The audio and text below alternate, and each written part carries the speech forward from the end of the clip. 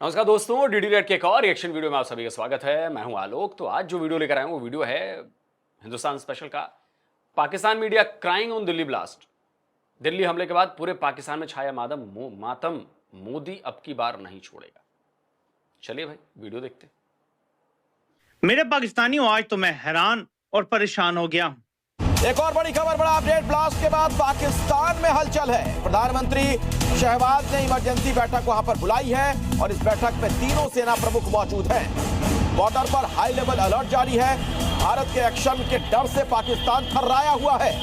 पाकिस्तान को यह डर है कि कहीं ऐसा ना हो कि उसके लिंक अगर स्टैब्लिश हो जाए तो फिर भारत कठोर कार्रवाई करे। हालात कशीदा हो गए। पाकिस्तान और भारत के दरमियान बाकायदा तौर पे किसी लम्हे भी जंग शुरू हो सकती है। मे बी कि जब तक ये वीडियो आप तक पहुंच रही हो तब तक जंग शुरू हो चुकी हो, क्योंकि दिल्ली में अच्छा, ये मतलब सुनने में बड़ा मजा आता है, सुन के बड़ा ना दिल को सुकून मिलता है। आप याद करिए, ऑपरेशन सिंदूर जब हुआ मई, जून, जुलाई, अगस्त, सितंबर, अक्टूबर, नवंबर, 7वां महीना चल रहा है और 7 महीने में कोई ऐसा दिन नहीं है जब किसी पाकिस्तानी मीडिया पर बैठे बंदे ने या किसी पाकिस्तानी यूट्यूबर ने यह नहीं कहा हो कि बस जंग शुरू होने वाली है, किसी भी वक्त जंग शुरू हो जाएगी, किसी भी वक्त भारत हमला करने वाला है। 7 महीने हो चुके हैं और रोज ये कोई ना कोई बोलता है। ये वो खौफ है, ये वो डर है जो उस 4 दिन में भारत ने करके दिखाया। वो खौफ बोल रहा है। यही खौफ चाहिए, यही डर चाहिए। क्योंकि दिल्ली में होने वाले ऑपरेशंस के बाद अब नाज़रीन लाइन ऑफ कंट्रोल के ऊपर कशीदगी बढ़ गई है। भारतीय जंगी तैयारे और पाकिस्तानी जंगी तैयारे आमने सामने हैं। बड़ी निचली परवाजें जो हैं वो नोट की गई हैं। नाज़रीन बार बार अनाउंसमेंट कर रहे थे कि जनाब ऑपरेशन सिंदूर तो अभी जारी है, सिंदूर 2 भी होगा वगैरह वगैरह। तो इस तरह की बातें तो ये लोग बहुत कर रहे थे। जो यहाँ पर मामलात हैं, हम तो पहले ही बड़े मुश्किल हालात में फंसे हुए हैं, अपने ही नसीबों से लड़ रहे हैं। तो वहाँ पर ये बार बार की जो जंगें हैं, चाहे वो अफगान बॉर्डर से हों चाहे वो मशरकी बॉर्डर से हों, जाहिर सी बात है ये जंगें जो हैं आपके लिए मजीद मुश्किलात का बाइस तो बनती है। तो क्या आपको लगता है कि ये 5वीं जंग स्टार्ट, मतलब पहले 4 जंगें हो गई इंडिया के साथ, अब ये 5वीं स्टार्ट हो जाएगी? हो सकता है कि हो जाएगी ये। अच्छा। अगर हो जाए तो बेहतर है। कम से कम जो उनकी सूरत हाल है, जो कश्मीरी हमारे भाई जो परेशान है, इस मुश्किल हालात में है, कुछ ना कुछ तो हो जाएगा। आप कह रहे हैं 5वीं जंग स्टार्ट हो जाए, कोई इशू नहीं, बेहतर है आपके ख्याल से? भाई हम लोग, तुम और मैं, हम अपने घर में बहुत आराम से हैं। हम खाना खा रहे हैं, हम अपनी नींदें पूरी कर रहे हैं, हम सुकून से हैं। वो बहुत परेशान है। अच्छा। वो जिल्लत की जिंदगी गुजार रहे हैं। कश्मीर इससे अच्छा है तो हम भी चले जाएं। जंग हो जाए तो कम से कम उनका तो कुछ ना कुछ हो जाए। जो जिहाद है ना, जो जिहाद एक मुसलमान और मुसलमान के लिए कुर्बानी देना या किसी की कुर्बानी लेना, वो ये मैटर नहीं करता कि आप भूखे पेट हैं या आपने खाना खाया हुआ है। किसी की जान लेना मैटर नहीं करता। जिहाद यहाँ से शुरू होता है। अच्छा। जब हम एक सच्चे पाकिस्तानी और एक मुसलमान की मोहब्बत में जब यहाँ उतरेंगे ना, तो हमने फिर ये नहीं सोचना कि हमारे पेट में खाना है या नहीं है। पहली बात तो ये भी उतरे थे, अबे चपड़ गंजू, ये भी उतरे थे करने। तू तो एक अभी सस्ता नशा करके लाहौर की गलियों में घूमता लुढ़कता फिरेगा। अपने बाप से जाकर पूछ या अपने दादा से जाकर पूछ कि वो जज्बा जिहाद का इनके सीनों में नहीं था। वो कलमा जो तूने पढ़ा है वो नहीं पढ़ा था, या जो जिस तू मुसलमान होने की बात कर रहा है ये वो मुसलमान नहीं थे कि नहीं थे? ये 93,000 पतलूने रखी हुई हैं, 93,000 की, समझा?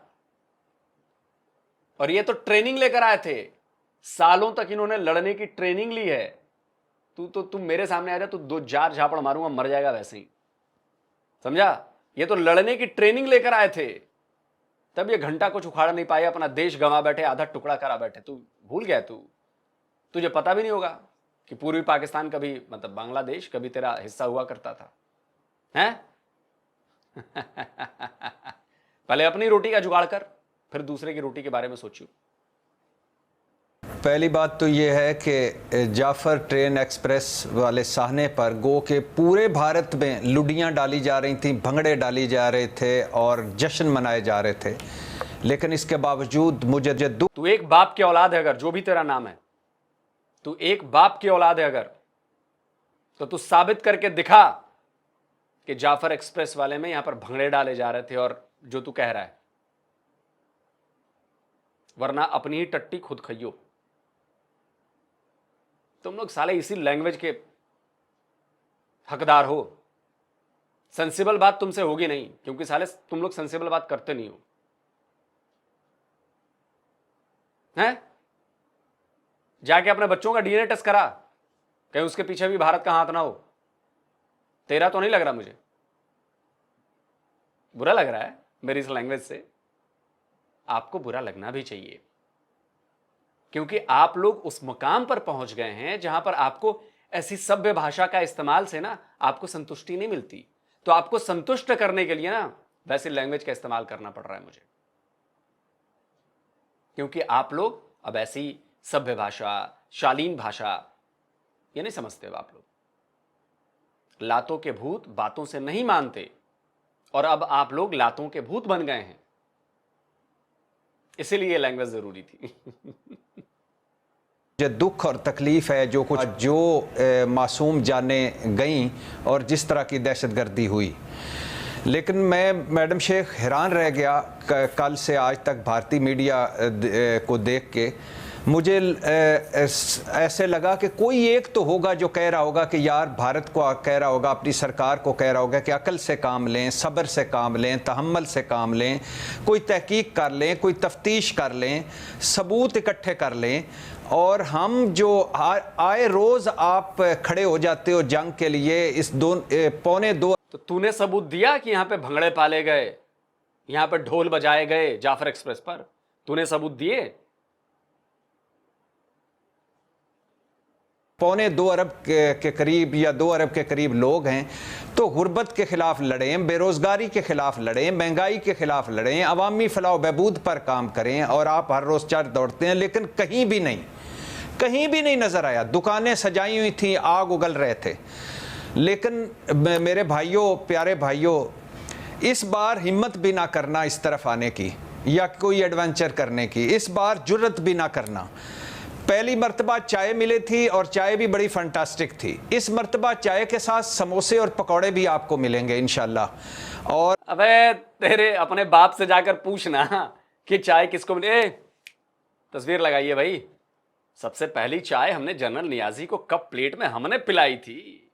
तुम लोग साले नकलची हो, एक नंबर के नकलची हो। हमने तो 93,000 को पिलाई थी। तुम्हारे ऊपर तो बहुत चाय बकाया बे।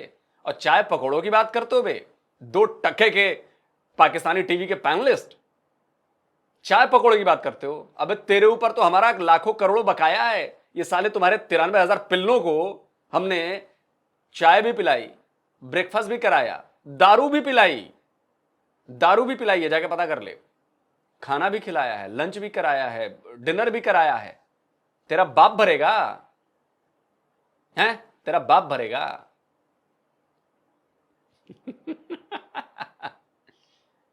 और सुन, करगिल में तो तेरे सिपाहियों का इलाज भी कराया था हमने, उन्हें जिंदा बचाया था।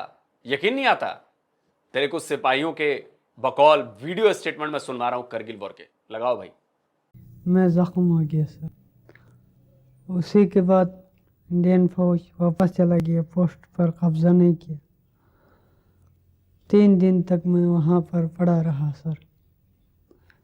3 दिन तक मैं रिपोर्ट देते हुए गया, अभी आग ले जाएंगे। दूसरा दिन, तीसरा दिन नहीं लगी सर। दूसरा दिन फिर एक इंडियन फौजी आ गया सर, करीब आ गया तो मैंने उसको बताया, भाई मैं जख्म है, मुझे नहीं मारना है सर। नहीं ले गया, अच्छा नहीं होने की वजह से नहीं ले गया, नहीं तो 3 दिन में ले जाना चाहिए जख्मी को। तो 2 टके के पाकिस्तानी पैनलिस्ट, तेरी औकात यही है। और तेरी औकात वहां पे दिख रही है, तेरी और तेरे फौज की और तेरे पूरे कंट्री की औकात है वहां पर। सरेंडर के दस्तावेजों पर साइन भूलियो मत कभी, भूलियो मत कभी। जिस लैंग्वेज में समझेगा उसी लैंग्वेज में समझेगा। जुर्रत ना करना, जुर्रत जाके पूछना अपने 93,000 से। उन्हीं की पैदाइश तो नहीं है तू। 93,000 में से किसी एक सरेंडर कलमागो फौज के सिपाही की पैदाइश। दोस्तों को इसके जानता हो, इसको खानदान को जानता हो तो जरा 4-5 पुस्त निकालो, देखो कोई चाचा मामा ताऊ देखो कोई है कि नहीं है। इनकी तो आपस में ही हो जाती है ना, कौन किधर कहां गया तो पता नहीं चलता ना। पता करो, किसी ना किसी सरेंडर हुए कलमागो फौजी के खानदान का लगता ही है। क्या बहुत हो गया क्या? ज्यादा हो गया क्या दोस्तों? ये मतलब ज्यादा रफ लैंग्वेज यूज कर रहा हूं क्या मैं? मतलब नॉर्मली मैं ऐसा नहीं करता, आप लोग जानते हो। नहीं, सोचा कि थोड़ा सा गियर बदले में कभी कभी बीच बीच में करना चाहिए इन जैसे चपड़ गंजुओं के लिए, ठीक है इंशाल्लाह। और हमारे लाख इख्तलाफात सही, लेकिन जब मामला आपका आता है, जब मामला बैरूनी आता है, हम एक हैं। और आज ये कौमी सलामती कमेटी की जो एलामिया है उसमें बताया गया है, और मौसर जवाब है, और बर वक्त जवाब है, और ठीक जवाब है, और वो है ना कि करारा जवाब मिलेगा, और करारा जवाब मिला। मैडम शेख, ये मैं हैरान होता हूँ भारत को, जब वो भारत दहशतगर्दी की बात करता है, भारत को भूल जाता है कि वो रोज मकबूजा वादी में दहशतगर्दी कराता है। वो भूल जाता है कि वो आए रोज भारत के अंदर अकलीतों के खिलाफ दहशतगर्दाना उसका रवैया है। वो भारत ने कनाडा में दहशतगर्दी कराई, अमित शाह को कनाडा में दहशतगर्द कहा गया। भारत ने, तेरे बाप ने साबित किया, तेरा बाप वकील था वहां पर, तेरा बाप सबूत लेकर आएगा। कनाडा से तेरे बाप को सबूत भेजे गए थे या तेरी अम्मा को भेजे गए थे? साला कनाडा अभी तक साबित नहीं कर पाया कि भारत ने दहशतगर्दी कराई, और तुम साले गंदे नाली के गटर के कीड़े, तुम आकर कह रहे हो कि अमित शाह को ऐसा किया गया, और कनाडा ने कहा साबित तो कर दो बे। टीवी पर बैठे हो, मेन स्ट्रीम मीडिया पर बैठे, कुछ सबूत, कोई कागज तो लेकर आओ कि देखो फलाने कनाडा गवर्नमेंट ने, फलाने ने कहा कि भारत दहशतगर्द है या भारत ने दहशतगर्दी कराई। कनाडा सबूत नहीं दे पाया आज तक, और तुम चले हो करने। ये इसलिए इन लोगों पर गुस्सा आता है, इसलिए इन लोगों पर हंसी आती है। ये लोग अपने ही शल में छुपे रहते हैं। हमने जो बोल दिया वही सही है जी। भारत ने अमेरिका में दहशतगर्दी करवाई, भारत ने बांग्लादेश में दहशतगर्दी करवाई, भारत ने म्यांमार में दहशतगर्दी करवाई, भारत ने बर्मा में दहशतगर्दी करवाई, भारत ने पाकिस्तान में बजरिया ईरान और बजरिया अफगानिस्तान आए रोज दहशतगर्दी करवाता है। 20 टारगेटेड किलिंग। और रो अभी तो जबान से रो रहे हो, अभी आंखों से आंसू निकलेंगे तुम्हारे। किसी एक दिन तुम टीवी पर बैठोगे और तुम्हारी आंखों से आंसू निकल रहे होंगे, मेरी बात याद रखना। रो रहे होगे तुम। सबसे समझदार तुम ही हो, पूरी दुनिया पागल हैं? पूरी दुनिया को नजर नहीं आता। अगर दहशतगर्दी हम करते हैं तो 139 यूएन डेजिग्नेटेड टेररिस्ट तेरे पाकिस्तान में क्या कर रहे हैं बे? भारत में एक बताना, एक यूएन डेजिग्नेटेड टेररिस्ट बता, एक। मैंने तो 139 तेरी अखबार की रिपोर्ट ही दे दी, तू एक बता दे भारत में, हैं? पिछवाड़ा लाल कर दूंगा मैं, याद रखियो। किलिंग भारत पाकिस्तान में करवा चुका है, और यह भारतीय रिपोर्ट है, बड़ी फख्र से बताई गई है। और कौन सी रिपोर्ट है बे? दिखाना। भारत की कौन सी रिपोर्ट कही है कि वहां पर हम दहशतगर्दी हमने कराई, हमने ये हमला कराया? जो भारत ने किया वो ताल ठोक कर किया। जो सर्जिकल स्ट्राइक की, एयर स्ट्राइक की, मिसाइल स्ट्राइक की, हम ताल ठोक कर कहते हैं कि हमने किया है। साबित कर, तू करना साबित। ऊपर से कहा जा रहा है कि पाकिस्तान दहशतगर्द है। खुदा के लिए, हम तो दहशतगर्दी के सबसे बड़े विक्टिम हैं, और सबसे बड़े आप दहशतगर्द आप हैं जो यहां दहशतगर्दी करवाते हैं, जिनके पास अभी कलभूषण बैठा हुआ है। आप किस मुंह से कह रहे हो कि दहशतगर्दी भारत पाकिस्तान करवाता है? भाई, सब आपका सर्विंग बंदा मुबारक हुसैन पटेल अल मारूफ कलभूषण यादव हमारे पास है अभी। क्या आपका सवाल मैडम शेख? तो कुलभूषण को सजा क्यों नहीं दी तूने अभी तक? इंटरनेशनल कोर्ट ऑफ जस्टिस में तेरे पिछवाड़े लाल क्यों किए गए, ये तो बता। कुलभूषण जाधव के लिए तेरे पाकिस्तान में कानून क्यों बनाना पड़ा, इसका जवाब देगा? मैं नहीं कह रहा हूं, पाकिस्तानियों ने ही कहा था। लगाओ भाई क्लिप। कुलभूषण यादव को रिलीफ देने के लिए बुलडोज करके असेंबली से कानून पास कराया गया, और मैं ये बात जरूर उजागर करना चाहूंगा कि पाकिस्तान की कौमी असेंबली के ऊपर कालक का धब्बा लगाया गया है कि पर्सन स्पेसिफिक जासूस के नाम से कानून साजी की गई है। बताओ ना, ऐसी कौन सी मजबूरी थी कि कुलभूषण जाधव के लिए, जो पाकिस्तान के किसी आम पाकिस्तानी शहरी को जो हक अधिकार हासिल नहीं है, उसके लिए, कुलभूषण के लिए वैसा कानून बनाया गया? इसका जवाब नहीं दोगे? और सजा क्यों नहीं दी? क्यों इंटरनेशनल कोर्ट ऑफ जस्टिस में साबित नहीं कर पाए जब कि सर्विंग नेवी कमांडर है? क्यों नहीं कर पाए? क्यों इंटरनेशनल कोर्ट ऑफ जस्टिस ने तुम्हारे आर्मी कोर्ट के फैसले पर रोक लगा दी और कहा कि फांसी पर नहीं चढ़ाना है? क्यों? तेरा बाप जवाब देगा, तेरा दादा जवाब देगा, या तू जवाब देगा? आपका सवाल मैडम शेख कि ये क्या है जी? ये बड़े दिलचस्प हकायक हैं। एक तो कोई तहकीक नहीं, कोई तफ्तीश नहीं, कोई सबूत नहीं, कोई शवाहिद नहीं। ये इल्जाम या शक का इजहार किया कि ऐसी दहशतगर्दी जो है। चलिए दोस्तों, वीडियो खत्म हो गया। आज थोड़ा माथा गर्म है मेरा, इसलिए मैंने थोड़ा इसको गर्मा गर्म डोज दे दी।